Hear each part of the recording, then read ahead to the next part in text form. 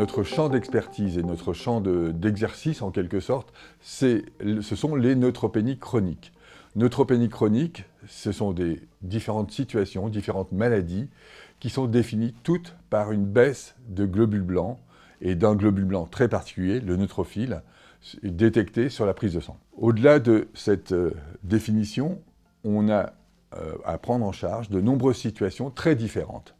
On peut considérer qu'il y a des neutropénies complètement bénignes, où finalement la détection de l'anomalie n'engendre aucun soin médical, et au contraire, nécessite qu'on réassure tout le monde, le médecin comme le patient, et d'autres situations où il faut mettre en route des soins très particuliers.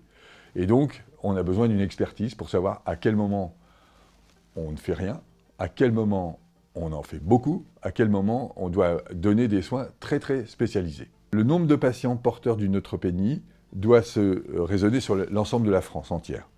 Et on doit distinguer d'emblée une situation très particulière qui sont les neutropénies liées aux chimiothérapies du cancer. Elles ne sont pas spécifiquement prises en charge dans notre centre de référence.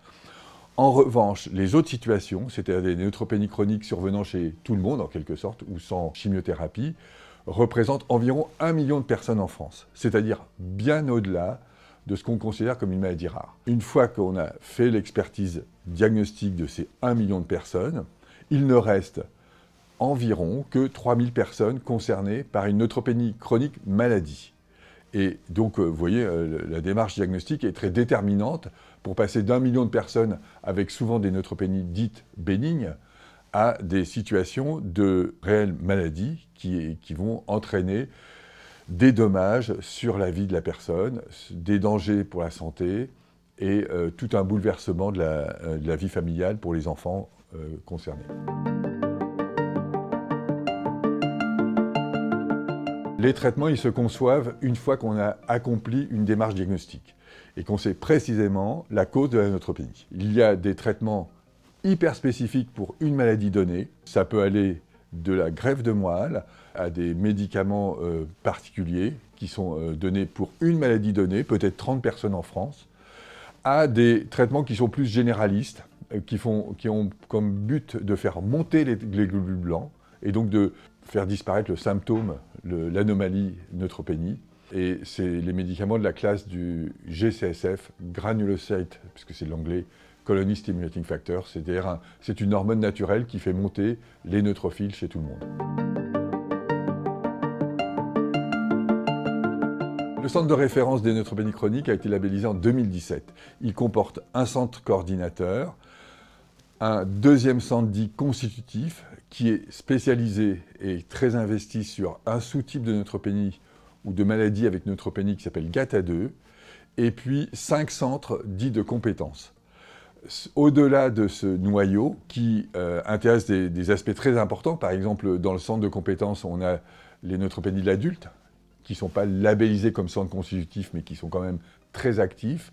On a un réseau de correspondants, et ce réseau de correspondants, il est maillé nationalement, puisqu'on a à peu près, disons, 35 centres universitaires pédiatriques, on a environ 70-80 centres d'hématologie d'adultes ou de médecine interne de l'adulte, et on a une organisation de collecte d'informations, ce qui s'appelle un registre, une cohorte, qui va bien au-delà de la structure du centre de référence lui-même et qui maille tout le réseau français.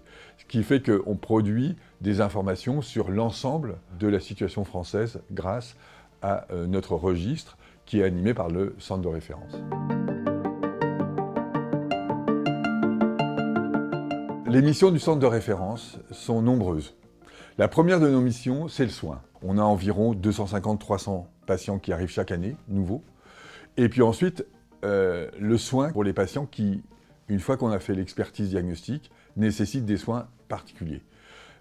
Ceci concerne un grand nombre de maladies et les neutropénies chroniques sont une famille de maladies avec de nombreuses situations différentes.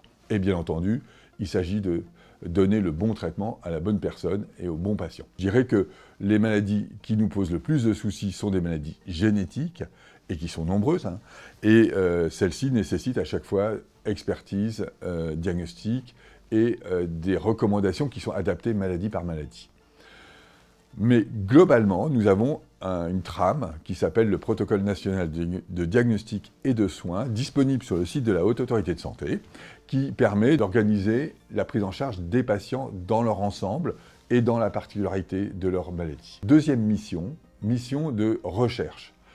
Nous savons, pour certaines situations, que nous sommes en impasse de soins, ou on pourrait dire avec des soins qui sont en partie inefficaces ou en partie trop toxiques. Et donc nous cherchons soit des nouveaux médicaments, et il y a des essais thérapeutiques pour certains nouveaux médicaments, soit des approches plus cognitives où on va essayer d'améliorer la connaissance d'une maladie donnée. Et ça suppose des collaborations avec des laboratoires de recherche fondamentale, que ce soit en France ou que ce soit dans le cadre de réseaux européens ou internationaux, puisqu'on discute de maladies très très exceptionnelles et il faut chercher les ressources là où elles sont. Troisième aspect, formation. Formation, elle s'exerce vis-à-vis des médecins et des juniors, et ça se passe à travers des formations qu'on fait dans des diplômes interuniversitaires qui sont très spécialisés pour l'enfant ou pour l'adulte. Et on a également des formations plus ouvertes vis-à-vis des parents et des patients qui sont concernés. Et ça se met en place à travers les journées des neutropénies qu'on organise tous les ans, tous les 18 mois, et qui permettent d'échanger avec les familles et de leur apporter également de la formation sur des points importants de leur maladie. Alors, un mot sur les réunions de concertation pluridisciplinaire qui sont une contribution aux soins. La majorité des patients ne vivent pas à côté de notre hôpital. Ils vivent dans toute la France et sont vus par des médecins qui ne sont pas toujours experts dans chaque domaine. Mais ils savent que s'ils ont un problème particulier, ils peuvent en parler directement dans un temps particulier qui est le temps de la réunion de concertation pluridisciplinaire qui se fait maintenant en visio, donc à distance, et qui permet d'échanger sur une situation donnée, quel que soit l'endroit où elle est en France. Et donc on organise ces RCP tous les mois, et on voit à peu près 20-25 dossiers chaque mois. Bien entendu, ça complète des échanges directs avec les médecins par mail, mais c'est un échange beaucoup plus riche parce qu'il y a un contact direct avec le médecin qui voit le patient. Pour l'ensemble de nos missions, que vous soyez patient ou médecin, vous pouvez nous contacter sur le site internet qu'on a mis en place, qui s'appelle neutropenie.fr, qui permet d'accéder d'abord à des documents du centre de référence, et ensuite qui permet d'avoir le lien avec notre équipe ici.